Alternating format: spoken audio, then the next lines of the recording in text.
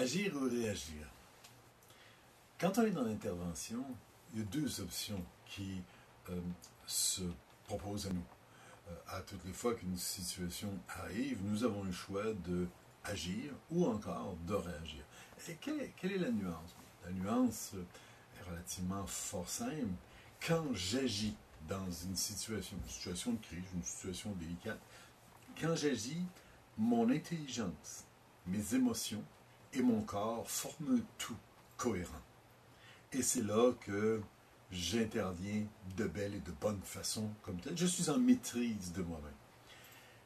Quand j'interviens en réaction, ce qui se produit, c'est que l'émotion semble avoir dit à mon intelligence et à mon corps, asseyez-vous sur le banc arrière. C'est moi qui va conduire.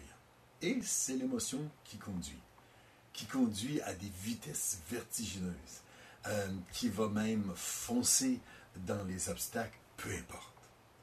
On parle d'un aveuglement. Et c'est ce qui fait que, quelquefois, on va effectivement remémorer à des gens, hier, t'as dit telle phrase. Ben non, j'ai pas dit ça. Ah oui, nous, on l'a entendu. Ah oui. Ah bon, j'ai pas porté attention à ça. Ah, j'étais bleu, là, j'étais... Et aussi, la personne te dit cette réponse-là. Ah non, ça, j'ai pas entendu ça. Nous, on l'a entendu. Et en plus, tu as bousculé une autre personne quand tu es sorti du local. Ah oui? Ben oui. Ben là, je me rappelle. Donc, qu'est-ce qui est arrivé? Je ne sais pas trop ce que j'ai dit, je ne sais pas trop ce que j'ai entendu, et je ne sais pas vraiment ce que j'ai fait. Où j'étais? Ben, c'est bien simple. J'étais dans mes émotions. Donc, il est important, quand je sens... Puis, on a nos signaux. Chacun de nous, on a des signaux bien particuliers. Pour certains, ils vont nous dire, je deviens les mains moites. Quand j'ai les mains moites, c'est, je vais voir les lobes d'oreilles chauds. Quand j'ai les lobes... Moi, je vais plaquer. Moi, moi, ça va picoter. Bref, chacun de nous a un signe qui va l'avertir qu'il y a une tempête intérieure qui est en train de se préparer.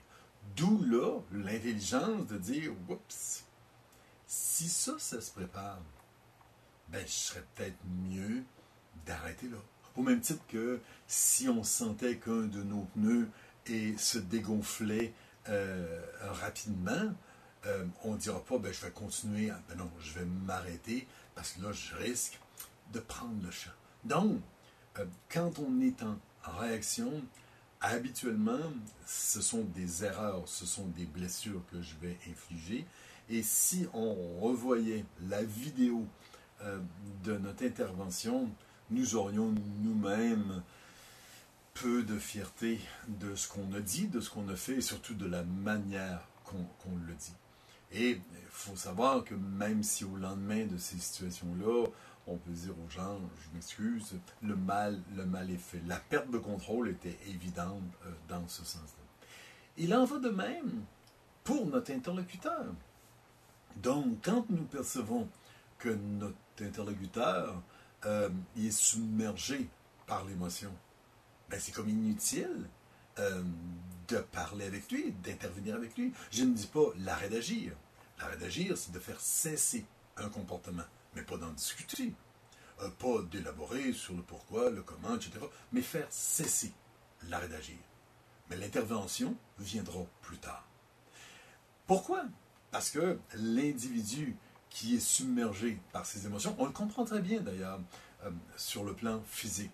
Quand dans des situations familiales, il y a un membre de la famille qui a pris une quantité plus qu'habituelle de boissons, les gens se proposent pour aller parler à cette personne-là. Et il se trouve toujours des gens dans la famille qui vont dire « c'est inutile, ne perds pas ton temps à parler à cette personne-là. Ça va rentrer par une oreille, ça va sortir par l'autre. Attends demain. » Elle sera dégrisée et là, il y aura quelque chose à faire. Ça a vraiment de sens. Ce qu'on dit, c'est que les cellules de cette personne-là sont trempées dans l'alcool. Donc, ça ne donne rien. Ben, au même titre, quand les cellules de notre interlocuteur trempent dans la colère, l'agressivité, l'humiliation, la peine, la gêne, ben, c'est la même chose. Donc, ça nous donne rien de nous adresser à la personne dans cet état-là. On va juste faire monter un peu plus. Et à partir de là, c'est la bagarre qui s'installe. La bagarre verbale ou même physique. Donc, il faut être capable de décoder chez l'autre, chez soi tout d'abord, mais ensuite chez l'autre, si l'autre est en contrôle de ses émotions. S'il ne l'est pas, bon, on attend qu'il le devienne. De toute façon, ça ne dérange rien d'attendre un 24 heures et après ça, d'intervenir correctement. Mais d'intervenir et non pas de balayer sous le tapis. S'il s'agit de soi-même, c'est peut-être intéressant de respirer par le nez et d'aller prendre l'air, d'aller prendre une marche et par la suite de faire notre intervention en action.